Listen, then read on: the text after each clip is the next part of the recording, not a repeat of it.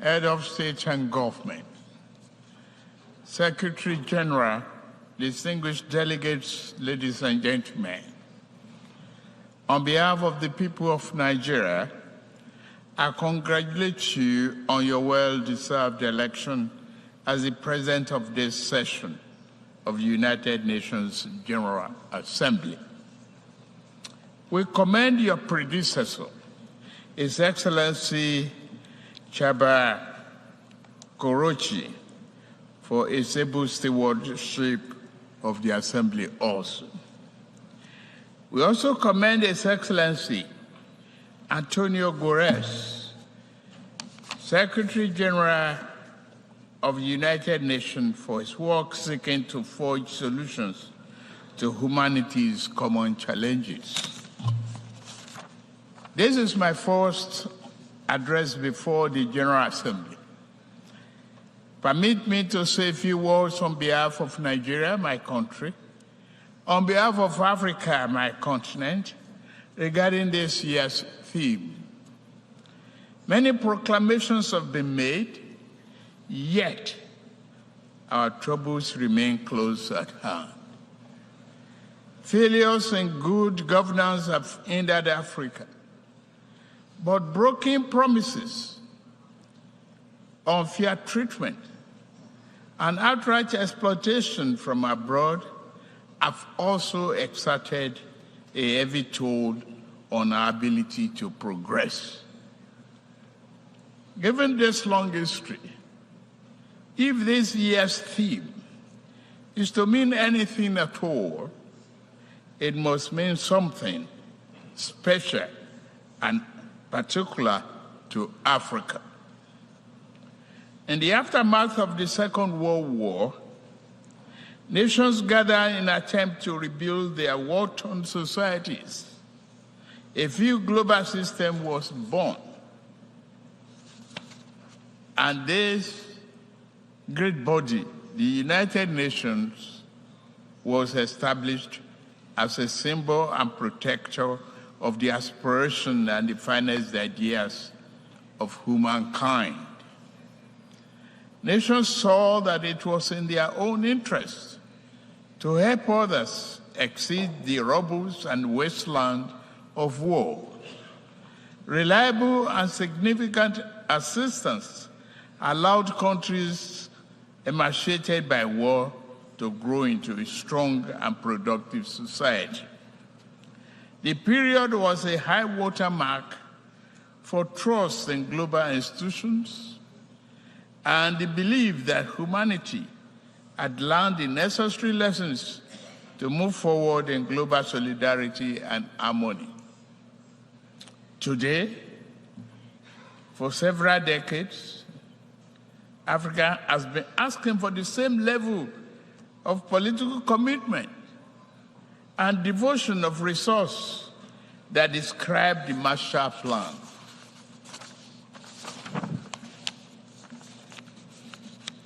We realize that underlying conditions and causes of economic challenges facing today's Africa are significantly different from those of post-war Europe. We are not asking for identical programs and actions. What we seek is an equal, firm commitment to partnership. We seek enhanced international cooperation with African nations to achieve the 2030 Agenda and Sustainable Development Goals. There are 5 points I want to highlight. First, if this year's theme is to have any importance at all and any impact, global institutions, other nations, and their private sector actors must see Africa as a development priority, not just for Africa, but in the interest of us all as well. Due to both long-standing internal and external factors, Nigerians and Africa's economic structures have been skewed to impede development, industrial expansion, job creation, and the equitable distribution of wealth. If Nigeria is to fulfill its duty to its people, I know, and the rest of Africa, we must create jobs and the belief in a better future for our people. We are pushing for that.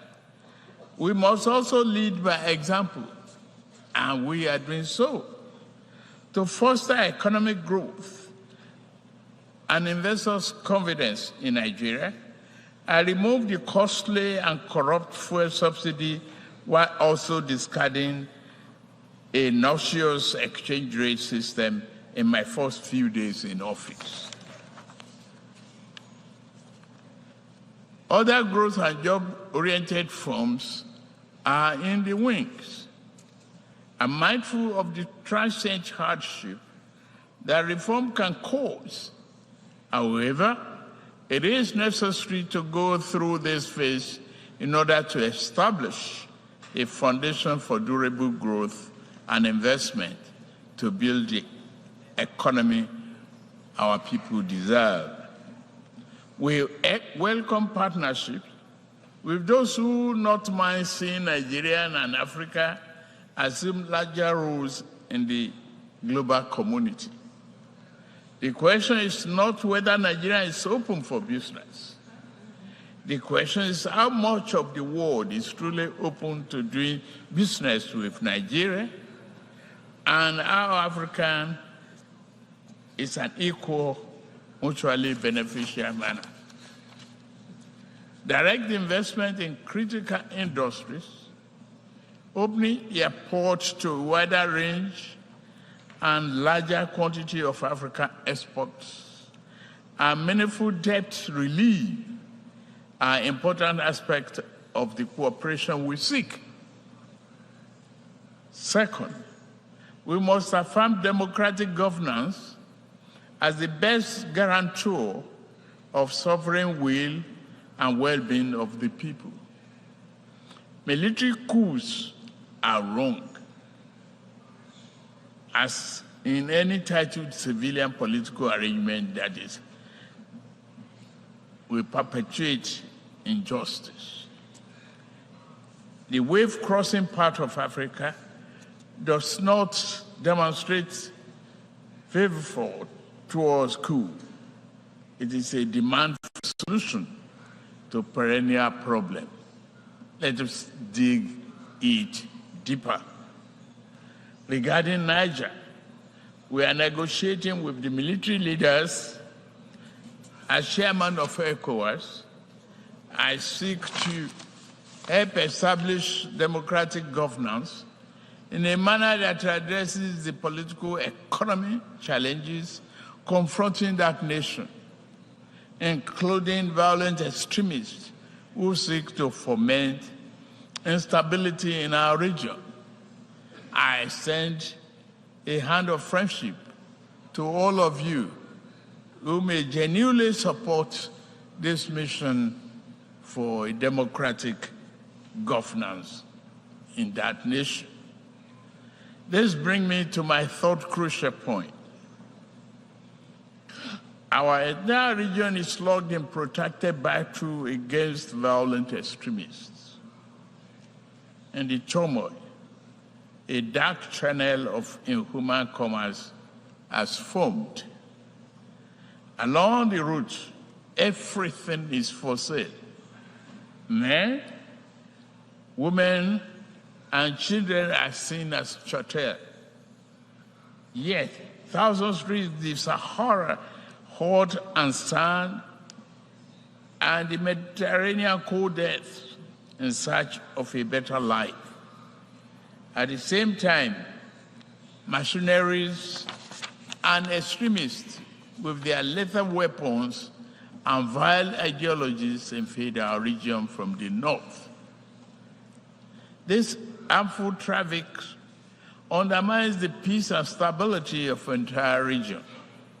African nation will improve our economics so that our people do not risk their life to sweep the floors and streets of other nations.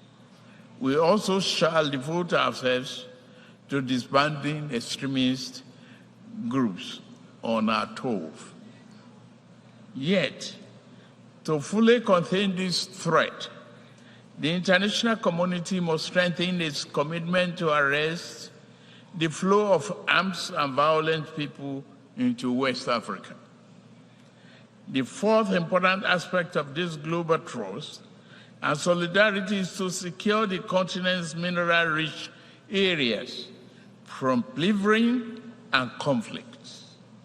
Many such areas have become catacombs of misery and exploitation. The Democratic Republic of Congo has suffered this for decades, despite the strong UN presence there. What happened? The world economy owes the Republic of Congo much, but gives her very little. The mayhem visited on resource-rich areas does not respect national boundaries. Sudan, Mali, Burkina Faso, Central African Republic, and the list grow on and on and on. The problem also knocks at Nigeria's door. Foreign entities abated by local criminals who aspire to be petty warlords have drafted thousands of people into servitude to illegally mine gold and other resources. Billions of dollars meant to improve the nation's economy now fuel violent enterprises. If left unchecked, they will threaten peace and place national security at a grave danger. Given the extent of this injustice and the high scales involved, many Africans are asking whether the phenomenon is by accident or by design. Members' nations must reply by working with us to deter their farms and nationals from the 21st century pillage of continent riches. Fifth, climate change severely impacts Nigeria and Africa. Northern Nigeria is honored by desert encroachment, hounded from the north. All are arable lands. Our south is pounded by the rising tide of coastal flooding and erosion. In the middle, the rainy season brings flood that kill and displace multitudes. As I lament death at home, I also lament the grave loss of life in Morocco and Libya. The Nigerian people are with you. Please note that. African nations will fight climate change, but must do so on fair and just terms. To achieve the need popular consensus, this campaign must accord with overall economic efforts. In Nigeria, we shall build political consensus by highlighting remedial actions which also promote economic good. Projects such as Green Wall to stop desert encroachment, halting the destruction of our forests by mass production and distribution of gas-burning stoves, and providing employment in local water management and irrigation projects are examples of efforts that equally advance both economic and climate change objectives. Continental efforts regarding climate change will register important victories if established economies were more forthcoming with public and private sector investment for African preferred initiatives. Again, this will go far in demonstrating that global solidarity is real and working. As I'm about to close, let me emphasize Nigeria's objective accord with the guiding principles of this world body: peace, security, human rights, and development.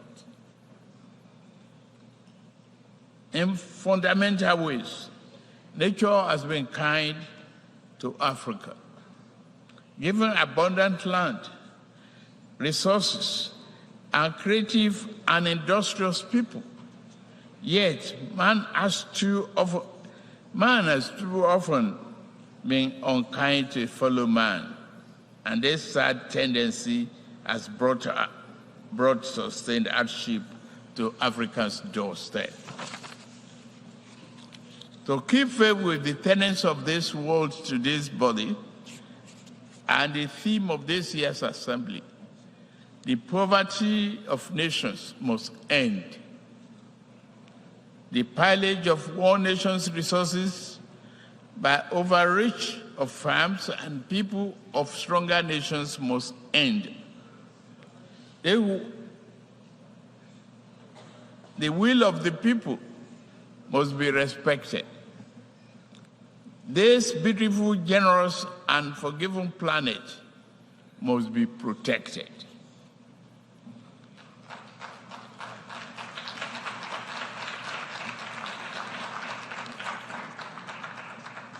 As for Africa, we seek to be neither appendage nor patron. We do not wish to replace old shackles with new ones.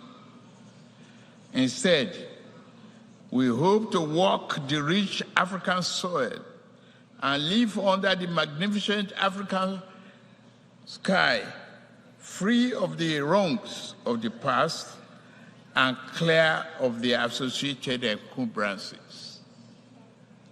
We desire a beautiful, prosperous, vibrant, democratic living space for our people.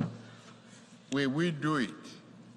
To the rest of the world, I say, work with us as true friends and partners.